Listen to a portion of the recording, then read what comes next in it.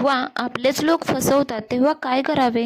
स्वामी काय सांगतायत नक्की ऐका. स्वामी म्हणतायत, अरे वेड्या, पुन्हा एकदा नात्यांमध्ये मिळालेल्या फसवणुकीमुळे देवाघरी रडत बसला आहेस का? ज्यांच्यावर तू स्वतःच्या प्राण्यापेक्षा जास्त विश्वास ठेवलास, ज्यांना तू हक्काचे मानलेस, त्यांनीच तुझा विश्वास गोड बोलून धुळीस मिळवला.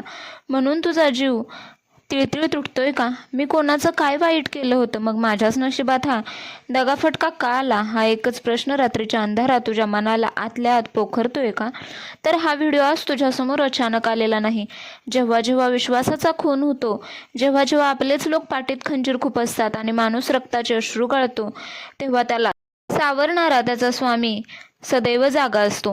ज्याने तुला सोडलं, ज्याने तुझा वापर करून घेतला, ज्यांच्यासाठी डोळ्यात अश्रू आणणे आता थांबव. शांत चित्तानं ऐक. आज मी तुला नात्यांमधील फसवणुकीचे परमसत्य सांगायला आलो आहे. मनातली ही वेदना बाजूला ठेव आणि माझ्या शब्दांवर विश्वास ठेव. भिवू नकोस, मी तुझ्या पाठीशी आहे.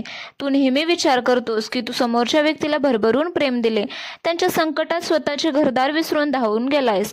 मग शेवटी तुलाच खोटेपणाचा आणि अपमानाचा सामना का करावा लागला? पण वेड्या, हे लक्षात ठेव की या कलियुगामध्ये माणसाचा स्वभाव अत्यंत स्वार्थी झाला आहे. जोपर्यंत माणसाचा स्वार्थ असतो तोपर्यंत तो तुझ्या पाया पडेल, तुझ्या गुणांचे कौतुक करेल. पण ज्या दिवशी त्याचा स्वार्थ संपेल किंवा त्याला तुझ्यापेक्षा चांगला पर्याय मिळेल, त्या दिवशी तो तुला ओळखायलाही नकार देईल. ही या जगाची रीत आहे. त्यामुळे यात आश्चर्य मानू नकोस. नदीचे पाणी जसे सागराला मिळण्यासाठी वाहत जाते, पण वाटेत अनेक दगडधोंडे येतात, तसेच आयुष्याच्या प्रवासातही फसवणूक करणारे लोक केवळ कर्माचे हिशोब पूर्ण करण्यासाठी तुझ्या आयुष्यात येत असतात.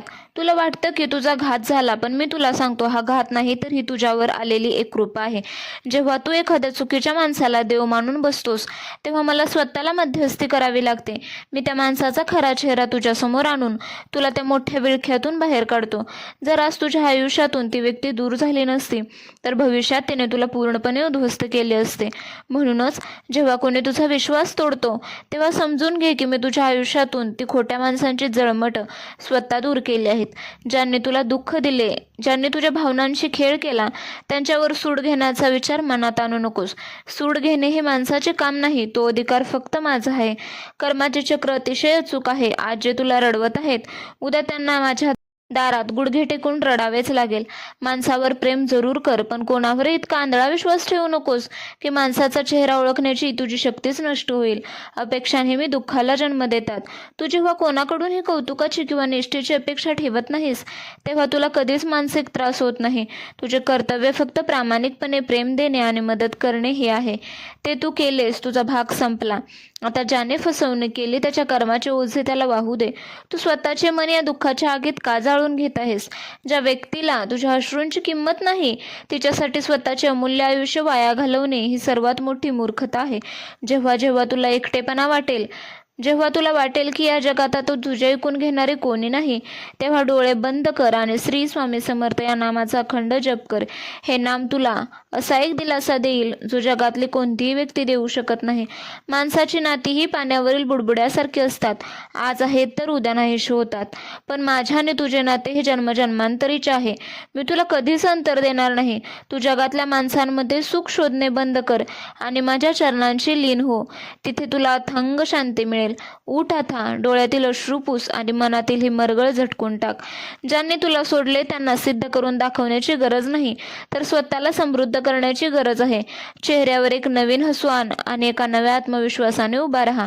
जोपर्यंत तुझा हा स्वामी तुझ्या पाठीशी आहे, तोपर्यंत तुझा बालही बाका होऊ शकत नाही. खोट्या नात्यांचे ओझे फेकून दे आणि आजपासून एक नवीन आनंदी सुरुवात कर. मी तुझ्या प्रत्येक पावलावर लक्ष ठेवून आहे. तू कधीही एकटा नव्हतास आणि कधीही एकटा राहणार नाहीस. मी तुझ्या पाठीशी सदैव उभा आहे. कायम लक्षात ठेव.